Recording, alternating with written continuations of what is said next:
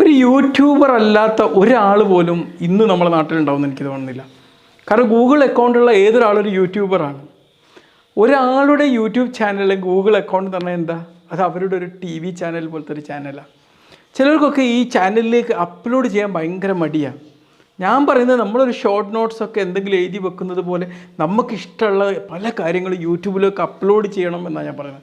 അതിനുവേണ്ടി ഒരുപാട് സമയം സ്പെൻഡ് ചെയ്ത് ഭയങ്കര എനർജി ത്യജിച്ചു കൊണ്ടൊന്നും ചെയ്യണമെന്ന് ഞാൻ പറയുന്നില്ല.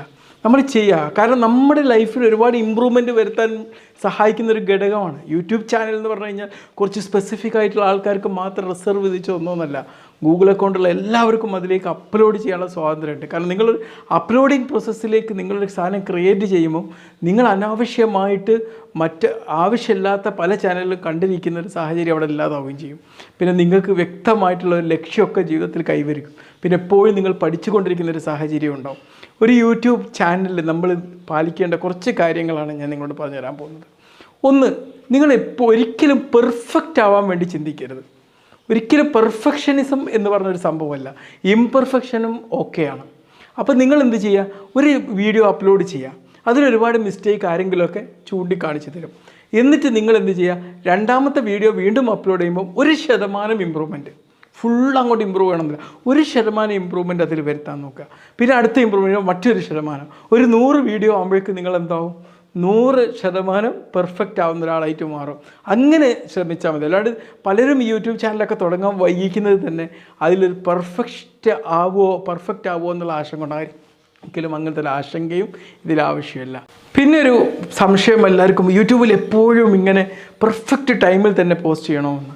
ചിലപ്പോൾ നിങ്ങളൊരു വീഡിയോ കാണുന്ന വ്യക്തികൾക്ക് ഏറ്റവും കൂടുതൽ കാണുന്നൊരു സമയം ഉണ്ടാകും. അപ്പം നിങ്ങൾ ഇതാക്കി പോസ്റ്റ് ചെയ്താൽ മതി. അതിന് പെർഫെക്റ്റ് ആയിട്ട് ടൈമിങ് അതിൻ്റെ ഒന്നും ഒരു ആവശ്യമില്ല. നിങ്ങളിപ്പോൾ ഫേസ്ബുക്കിലോ ഇൻസ്റ്റാഗ്രാമിലോ ഒക്കെ നിങ്ങളുടെ പ്രൊഫൈൽ പിക്ചറൊക്കെ അപ്ലോഡ് ചെയ്യുന്ന അതേ രീതിയിൽ അങ്ങ് അപ്ലോഡ് ചെയ്താൽ മതി. ഇപ്പം ഞാനൊക്കെ എന്ന് പറഞ്ഞാൽ യൂട്യൂബിൽ ഇപ്പോൾ ഏതാണ്ട് 3000-ഓളം വീഡിയോ ആവുകയാണ്. ഒരു പക്ഷേ ഒരാഴ്ചയിൽ ഇത്ര വീഡിയോ, ദിവസം എത്ര വീഡിയോ എന്ന് മാത്രം ഞാൻ ചിന്തിച്ചിരുന്നെങ്കിൽ എനിക്ക് ഇത്രയേറെ വീഡിയോ പോസ്റ്റ് ചെയ്യാൻ പറ്റില്ലായിരുന്നു. എനിക്ക് എപ്പോഴൊക്കെയാണോ വീഡിയോ പോസ്റ്റ് ചെയ്യാൻ തോന്നുന്നത്, എനിക്ക് എപ്പോഴൊക്കെയാണോ ഒരു വിഷയത്തിൽ പഠിക്കാൻ പോകുന്നത്, ആ പഠിച്ച വിഷയത്തിൽ വീഡിയോ ഉണ്ടാക്കാൻ തോന്നുന്നത്, അപ്പോഴൊക്കെ ഞാനങ്ങ് പോസ്റ്റ് ചെയ്യും. അതിലെത്ര വ്യൂവർ വരുന്നോ, സബ്സ്ക്രൈബ് കഴിഞ്ഞു പോകണമെന്നൊന്നും ചിന്തിക്കാതെ എൻ്റെ ഒരു പേഴ്സണൽ പ്രൊഫൈലായിട്ട് എൻ്റെ ഒരു ഷോർട്ട് നോട്ട്സൊക്കെ പോലെ ഞാൻ അങ്ങനെ അപ്ലോഡ് ചെയ്യും. അങ്ങനെ നിങ്ങൾ നിശ്ചിത എണ്ണം എന്നൊന്നും കണക്കില്ല. ചിലപ്പോൾ നിങ്ങൾക്ക് മാസത്തിൽ ഒന്നായിരിക്കും, ആഴ്ചയിൽ ഒന്നായിരിക്കും, ദിവസം ഒന്നായിരിക്കും. ചിലപ്പോൾ 10 ദിവസം ഇടണമെങ്കിൽ 10 ഇട്ടോ, ഒരു കുഴപ്പമില്ല. നമ്മളൊരു ഫോട്ടോ ഒക്കെ അപ്ലോഡ് ചെയ്യുന്ന അത്രയും ഈസി ടാസ്ക് എന്ന രീതിയിൽ അങ്ങോട്ട് അപ്ലോഡ് ചെയ്താൽ മതി. അല്ലാണ്ട് നിങ്ങൾ ഇങ്ങനെ നിശ്ചിത അളവിൽ, ചിലരൊക്കെ എന്നോട് പറയാറുണ്ട്, നിങ്ങൾ ഡോക്ടറെ ആഴ്ചയിൽ ഒരു വീഡിയോ ഒക്കെ ആക്കി ചുരുക്കണം കേട്ടോ, അല്ലെങ്കിൽ ദിവസം ഒന്നെങ്കിലും ആക്കണം, അല്ലെങ്കിൽ 2 ദിവസം കൂടുമ്പോൾ ഒന്നിട്ടാൽ മതി എന്നൊക്കെ പറയാറുണ്ട്. എന്തിന്? ഞാൻ വീഡിയോ ഉണ്ടാക്കാനായിട്ട് വേണ്ടി നിൽക്കുമ്പോഴല്ല അങ്ങനെ ചെയ്യുക. എനിക്കിഷ്ടമുള്ളൊരു വീഡിയോ ഇടണമെന്ന് തോന്നിക്കഴിഞ്ഞാൽ അപ്പോൾ ഇടുക. ചിലപ്പോൾ ഒരു ആഴ്ച എനിക്ക് ഇടണ്ടാന്ന് തോന്നുകയാണെങ്കിൽ അതിടാതിരിക്കാനുള്ള സ്വാതന്ത്ര്യം എനിക്കുണ്ട്. അതാണ് നമ്മൾ യൂട്യൂബ് ചാനലിൻ്റെ ഒരു കെൽപ്പ് എന്ന് പറഞ്ഞു കഴിഞ്ഞാൽ. പിന്നെ ചിലവർക്കുള്ളൊരു സംശയമാണ്, ഒരു 10 മിനിറ്റിൽ ഒതുക്കുന്ന വീഡിയോ ആവണം കേട്ടോ. മാക്സിമം ഷോർട്ട് ഡ്യൂറേഷൻ തന്നെയാണ് നല്ലത് നിങ്ങൾ വ്യൂവേഴ്സിനൊക്കെ. പക്ഷേ നിങ്ങൾക്കൊരു ലെങ്തി വീഡിയോ എന്താ പ്രശ്നം? നമ്മളിപ്പോൾ ഒരു ദിവസത്തെ സെമിനാറൊക്കെ കണ്ടക്ട് ചെയ്യുകയാണെങ്കിൽ ആ സെമിനാറിൻ്റെ രാവിലെ തൊട്ട് വൈകുന്നേരം വരെ ചിലപ്പോൾ 3-4 ദിവസമൊക്കെ നമ്മൾ അറ്റൻഡ് ചെയ്യുന്നില്ലേ? അതുപോലെ ചില വീഡിയോസ് അങ്ങനെ ചെയ്യേണ്ടി വരികയാണെങ്കിൽ ലെങ്തി ആയതുകൊണ്ടൊന്നും കുഴപ്പമില്ല.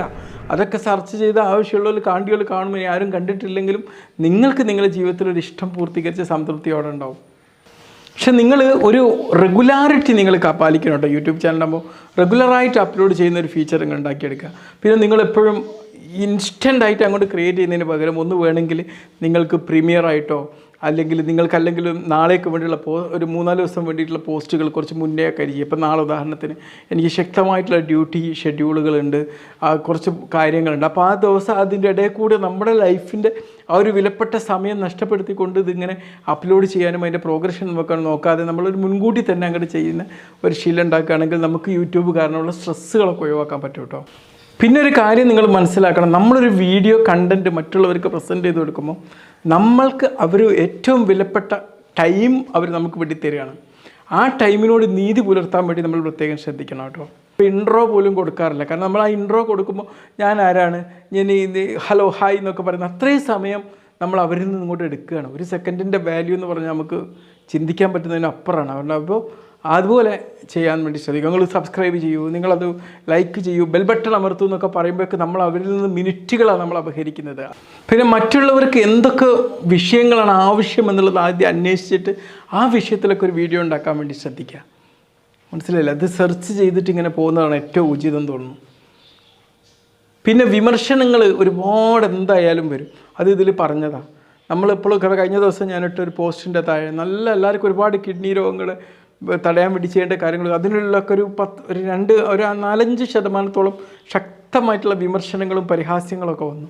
അത് ഇതിൽ പറഞ്ഞതാണ്. അതൊന്നും നമുക്ക് ഈ ഒരു ദൗത്യത്തിൽ നിന്ന് തിരിച്ചോടിക്കാൻ വേണ്ടിയുള്ളതല്ല. അതൊക്കെ നമുക്ക് ഇതിൽ മുന്നേറാൻ വേണ്ടിയിട്ടുള്ള വളങ്ങളാണ് എന്ന് പ്രത്യേകം ഓർക്കുക കേട്ടോ. അതിലൊന്നും ഒരിക്കലും അസ്വസ്ഥത വരും. നമ്മുടെ സന്തോഷത്തിനും സംതൃപ്തിക്കും നമ്മുടെ സമയം ഡെഡിക്കേറ്റ് ചെയ്യാനും വേണ്ടി നമ്മൾ ചെയ്യുന്നൊരു പ്രവൃത്തിയുടെ പേരിൽ ഒരിക്കലും മറ്റൊരാൾ വിമർശിച്ചതിൻ്റെ പേരിൽ അതിൻ്റെ ഇഷ്ടം, അതിൻ്റെ ആ ഒരു സുഖം ഇല്ലാതായി പോകരുത്.